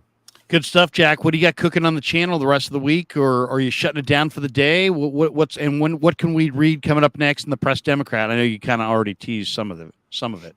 Yeah, so yesterday I did the things that Sam Darnold's going to need to improve on if he has any chance to leapfrog any of these other 2 quarterbacks ahead of him. Today I'm talking about the things that he already does well, so you can't just, you're doing both sides. And then that's kind of doing the same thing right now on the channel. Just yesterday was the bad, today's the good, and I'll have something again for tomorrow, and then we'll call it a little bit of a break probably for Sunday this week. Well, hey, happy 4th of July to you and the family. Have a great holiday weekend. Set off some fireworks, do some barbecuing. Maybe we'll talk to you next Friday. Absolutely. I'm down for it at any time, Larry. I love talking to you. This is one of the few live shows that I do anymore. And the reason I do it is because it's fun talking with you and 49ers football stuff. Yeah, absolutely. I appreciate it. I love rapping with you as well. You're informed, you're opinionated, and I love it when I read Twitter and people are throwing out bogus stats and you're calling them out. Nothing makes me happier than seeing you call out bogus stats on Twitter. So keep it rolling, brother. We'll talk to you soon. All right. Take care. There you go. The great Jack Hammer in the house. He does a really good job. Real good job. Very professional. Real consistent, and he works at it. I mean, Jack will be out there on the sidelines in camp. He'll have a notepad. He'll be taking notes, things he wants to talk about. Very, very conscientious, hardworking, media person covering the 49ers. Read him in the Santa Rosa Press-Democrat. Check out his channel on YouTube. He does a real nice job. All right, we are brought to you by Marin Auto Glass. Check him out, 415-883-3030. You're driving down the street, you get a pebble hit your windshield, you get a hairline crack, becomes bigger. Suddenly, I got to change out my windshield. Where do I go? MarinAutoGlass.com, or give them a call at 415-883-3030. They'll come out, they'll pop out the old windshield, pop in the new one, glaze it all up, take away the glass. It's a one-stop shop. They do a phenomenal job. They've replaced my windshield probably 4 or 5 times in the last decade alone. I believe in them absolutely, and I would call them in a moment's notice. MarinAutoGlass.com. It's a great company. MarinAutoGlass.com, 415-883-3030. We're also brought to you by our title sponsor, Pig in a Pickle. 2 locations, Emeryville and Corte Madera. Here's what they look like in Marin.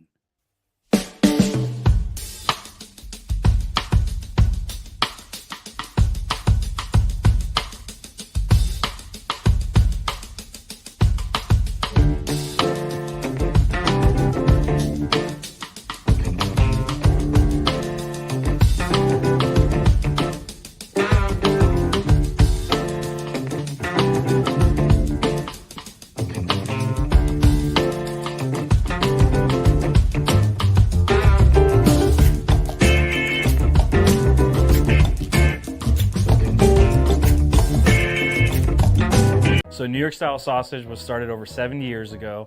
We are the largest producer of fresh Italian sausage on the West Coast. What makes our sausage in New York style is really the recipe came from back east, from New York, from Connecticut. If you look at all of our labels, there's maximum 4 or 5 ingredients, which we're really proud of. There's no preservatives, no MSG, fresh in, fresh out. The pork comes in fresh, goes out fresh. There's never any freezing throughout the process. We've always used fine quality cuts. We're never gonna deter from that. It's one of the reasons why our sausage is so good. I guarantee you put our sausage up against anybody else's from a flavor standpoint, no one will beat it, hands down. Hey, do yourself a favor and do me a favor. Go buy a package of the New York style Italian sausage. Guaranteed you will love it, guaranteed.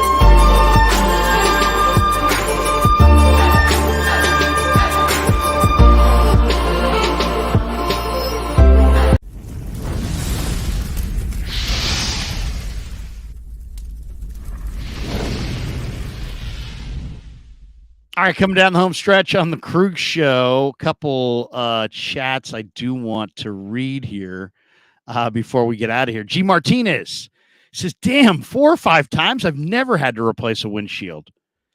Yeah, man. I mean, now, one time I'm doing a show in San Francisco, and a guy shot out my windshield. So it was literally bullets in my front seat. And I don't know what the heck that guy was. Somebody who's probably on drugs or something. I don't know. They didn't even steal anything. They just shot out the windshield. So target practice. So maybe that's it. I've ridden behind trucks that all of a sudden here comes a pebble, boom, kicked up, hit the windshield, hairline crack in the windshield, and then it grows. Yeah, I would say 4 or 5 times. Now I've done more driving than you. That's all I can think, G. Martinez. But yeah, I would say you're very lucky that you have never had to have a windshield replaced, because it happens. It absolutely happens. So what can I say? Maybe I'm driving too much. We got this one from Kyle. Larry, your Rolodex is big. No one in the chat better take that in any other direction. Hey, is it possible to get Russo on? since the Giants are relevant, that would be so awesome for 15 minutes.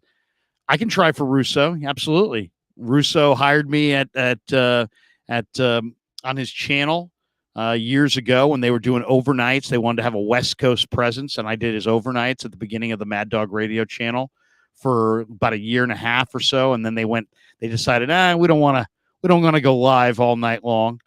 Trox says the mean streets of Walnut Creek. Yeah, I don't know. It's probably happened on the freeway more than anything as far as that's concerned. All right, that is going to do it for us today. I got some baseball to watch. I got both my boys playing ball. I got the Warriors first round draft choice to interview, but we're going to tape that hopefully in the next hour or so, and then we'll release that on the channel. So look for that. Brandon Podjemski of the Warriors is going to stop by on the Krug Show, working it out with Marcelino McCrary Ball. We're thinking maybe Monday. I'm fired up to get Marcelino on. Somebody's asking for Matty Barrows. Yeah, Matt Barrows is awesome.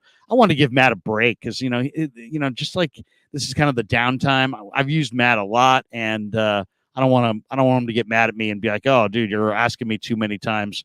I know what it's like when somebody asks you to be on their show too many times.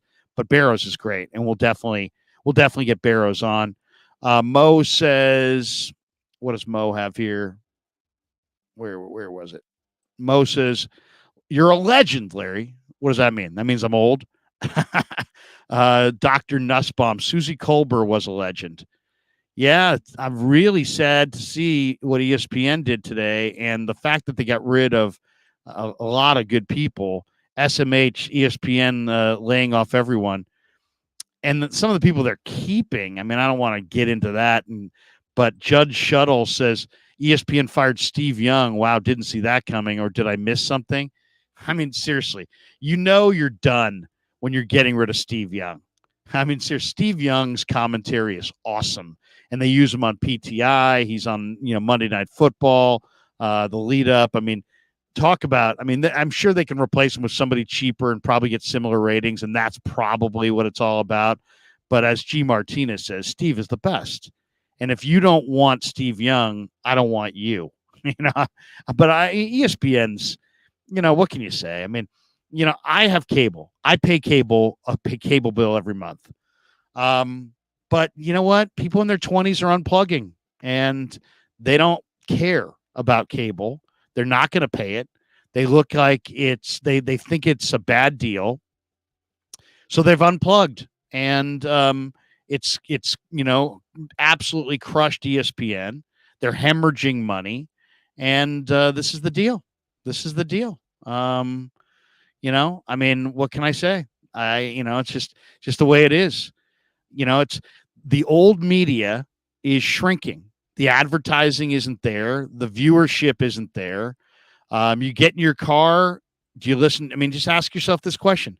10 years ago, you got in your car. You turned on the radio. Now you get into your car. Some of you turn on the radio and some of you turn on podcasts. You sit down on the TV. You used to turn on ESPN, watch them. Now you sit down on your TV and you turn on the Krug Show and you turn on YouTube. And it's the content's as good or better. So, and it's a lot of times it's more of what you want to hear. It's more of your dialogue about your teams.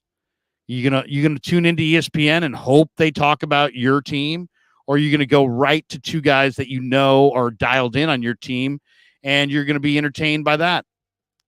The fact that I've got 20,000 subs in a year on YouTube, and who am I? I'm nothing great. Kind of shows that where ESPN is and where the audience is. SMH. I stopped watching ESPN a couple of years ago. Greg is Khan. ESPN hated the Niners. Charlie Higgs. I listen to the Krug. I ignore mainstream takes most of the time. Dusty Gold. ESPN has no credibility. Greg is Khan. The Krug Show is better. G. Martinez says, no, I turn on Krug on my phone. They said they got rid of Todd McShay. I listen to Todd McShay. I mean, I like Todd McShay. Yeah, Charlie Higgs. Steve Young is awesome. Love his takes. I'm not going to call Steve Young today because I'm sure his phone is blowing up. But, we'll have Steve back on the channel. And I'm waiting until a better opportune time. I don't want to waste him in the dead time. But I would love, and I know you guys would love it as well, the comparison that I made earlier today with Jack Hammer. And Mark, thank you very much for the super chat. Appreciate you, Mark Swarbrick. But what I said earlier to Jack, comparing Charlie Higgs. Look at this. Krug runs circles around ESPN. Dusty Gold. KMBR is slowly going down. They used to have 2 floors on an office building. Now they have 1. In a year from now, they probably will operate without the office building. 2 years from now, most of the hosts that are there won't be there. I mean, it's just the way it is. And it's partly what they're doing, but a lot of the decline has nothing to do with anything they're doing. It just has to do with I turn on my TV. I've got a smart TV like everybody else, and I can watch any number of apps, and I can watch YouTube, and I can watch all these things, and I don't need to have cable if I don't want it. We went to spring training. We rented an Airbnb. They didn't have cable, but they had YouTube television. It didn't even really bother us to not have the TV, not have cable, because we could find the game that we wanted online and, stream it, and we could find entertainment, sports related that we liked. So, it's just kind of the way it is. It's like, and then you get in your car, you want to listen to 9 minutes of commercials and 11 minutes of content, hoping that they'll, let's say you're a giant Niner fan, but you don't like the Warriors. You're going to turn on a radio station and listen through, hoping for Giant and Niner talk. No, you're not. I would, but everybody else, the younger people, don't want to do that. They'll go right to, you're going right to what you want to hear. I'm a Giants fan. I want to hear Giants. I'm going to a Giants podcast, McCovey Chronicles or wherever. I'm a Niner fan. I'm going to Niners Nation or 49er Web Zone or, 49er Gold or Krug Show or Jack Hammer Show or Grant's channel or Lombardi's channel. And I'm going to get Niner content as opposed to going to a radio station and hope they talk about the Niners. What if they're talking about college basketball? I don't like college basketball. What if they're talking about college football? I love it, but maybe you don't. Elias Soto. Krug is my go-to for depth coverage of the Niners. Yeah. So there you go. I mean, and I'm not saying I'm the world's greatest thing, but I'm just saying this is kind of where the world is. And you got to adjust, adapt or die. And unfortunately, ESPN's dying. And unfortunately, terrestrial radio, maybe to a lesser degree, maybe to a greater degree, is dying. And what's growing? YouTube, podcasts. Go look at the advertising numbers. More people advertise every day on podcasts than ever before. Almost every sponsor that I've reached out to is like, oh my God, in relation to what I normally pay on the radio or television, your rates are incredible. Yeah, because I don't have an office building. I'm not sitting here with with $100,000 a month mortgage on 2 floors in a downtown San Francisco office building. How much money does a radio station need to make before they're actually making a profit? They got to pay all their talent, pay all the people, pay all the promotions people, all the executives, pay for the rent, the lights, the insurance, all this stuff. I'm not paying for any of that. So that's why I'm beating them. And that's why I'm growing faster than they're growing. I mean, they're shrinking. They're not growing at all. I would say I'm growing faster than they're growing, but they're not growing. So, in a way, when KMBR said, we're going to save $400,000, we're going to go in this direction. It was the best thing that ever happened to me. It was a bad day. Felt like a bad day, but you know what? It's been an absolute godsend. Plus, I get to go face to face with my guests. I get to go face to face with the fans. I get to do what I want to have. I get to have on who I want to have on when I want to have them on. And my kid's playing baseball, and suddenly I life is short. I got 4 kids. I got one in med school. I got one, one in college, one who's on his way to college. I got one who's on his way to high school. You know what? Do I want to be sitting in a studio somewhere going, damn it, I'm missing their game because of this station or this opportunity? I mean, we bite the bullet because we got to provide for our families. But now I've got my own channel. I can just say, hey, you know what? Hey, Jack, let's do it at this time. Hey, Grant, why don't you come on? We'll do it at that time. Hey, Steve Young, we'll do it this time. Hey, we'll do it at that time. Hey, Marcelino McCrary Ball, let's do it at this time. And so I'm at every game. I'm at every game. I'm at all my kids' games. And guess what?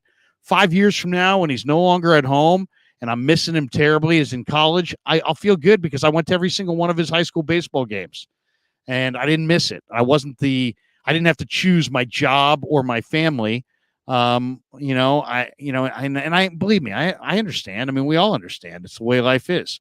But if you can have it, if you could go not miss a single cool thing in your life and also do the same kind of thing and make the same kind of money, you do it. Filberto Dominguez, working from home, no commute either. Yeah. $6 to cross the bridge. You got people, shooting out your windshield. You got to pay $200 a week for parking. You've got gas costs and all that stuff. All that's gone. You have a studio, you do it on your own time frame. Now it takes a lot of, I'll say this, it's not like everybody can just pop on YouTube and make money. It takes a lot. And I don't think you guys know, I don't think I've ever worked harder than I've worked since I've started this channel. I'm working day and night. I book this show. I host this show. I sell advertising on this show. I cover the Niners. I'm covering the Warriors. I'm filling in on the radio. I'm doing all these things. So you know what? I'm booked, and I try to do other people's podcasts. I got people ripping me because I don't do their podcast enough. Come on, man. I do 3, 4, 5 podcasts every month for people that, and I don't care. Someone saying, oh, you only go on with big podcasters. That's a bunch of shit. I go on with anybody. And that's the truth. And it's just, but then again, time that I'm going on with other podcasters is time that I can't go on my own channel. So anyway, I don't want to go on a rant about this. I'm really pissed off that Steve Young got dumped. I'm really pissed off that Susie Colbert got dumped. I think those are two of the most, two of the best people out there. Susie Colbert's awesome. She got dumped. I mean, she's fantastic. You got to be kidding me. You're going to keep Perkins, Big Perk, and you're getting rid of Steve Young? I'm getting rid of you. So I just unplugged from ESPN altogether. I used to watch PTI and Around the Horn all the time. Now I don't listen to ESPN radio. I don't watch ESPN TV. I just say, you know what, screw them. And I don't like their whole approach. I don't like their force-feeded message. I don't like their I just think they're so over the top in so many ways. Screw them. Eric Hernandez, people still listen to KNBR. Stopped listening after the Niners lost the Super Bowl. Yeah, you know what? Go look at the ratings. When I left that show with Tommy T and Rod, we had like almost a 5 share. They have like a 2 share. They've lost more than half their audience since then. So I mean, and no offense. I mean, it's not because of Tommy. It's not because of Copeland. It's because of the world. It's because of the business. It's because of the choices that people have. It's because of the smart dash. When you get in your car, you have options. Why listen to 7 or 8 or 9 minutes of commercials if you got a 35-minute deal when you can turn on Locked On Warriors and listen to Cy ramble about the Warriors for a half hour uninterrupted, or come on here and listen to us and almost commercial free. So there you go. That's kind of where we're at. That's why they're losing. And that's why the audience has abandoned them. I mean, they've got other issues as well, but that's a big part of it.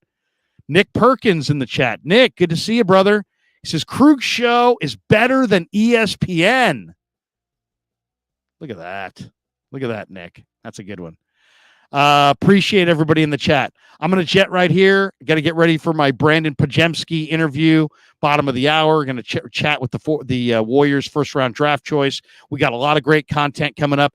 I'm going out tonight with some buddies, a little on-the-night drinking on the town. Haven't done that in a long time, but I got a good buddy. My buddy Pete's in from Dallas, so we're gonna tie one on tonight.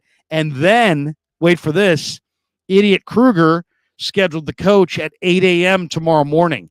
So if you want to see what I look like after a night of binge drinking and debauchery and partying with my buddy Pete and all of his buddies in the city, tune in tomorrow morning at 8 a.m. for bleary-eyed Krug with the coach, probably breathing alcohol out of my pores. And I can't wait because I love the coach. He was fun last Saturday. We'll have a lot of fun. And be kind. You know, there were a lot of people that last week after he said some things about, hey, Trey ought to start, people just start unleashing on the coach. Don't unleash on the coach. The coach is giving you his unfiltered opinion, and just be happy that there's a place where you can get somebody's unfiltered opinion. Dusty Gold, we'll finish with this one. He says, I listen to 95.7. There you go. KMBR is not on my car channel. Look at that. Mo says, have a great day, Larry. Can't wait to see the interview. Yeah, it's going to be good stuff. Hey, thanks to all you guys. Love the channel. Love all of you. Oh, by the way, we are closing in. If you're in the chat right now and you haven't hit like or subscribe, please hit like and subscribe to the channel. We are at, wait for it, drum roll, 19,530 subs. We are closing in on 20,000 subs. Help us get there before training camp. Training camp starts in the middle of next month. I think we'll safely get there by then. But if you haven't hit like and subscribe, please do. Thanks to all of you who support the Krug Show. Appreciate every single one of you. And we'll talk to you later. Peace. Yeah, never met a man I've been scared of. Careful, you gon' get exactly what you asked for. Here for whatever you bring me, getting handled. I answer.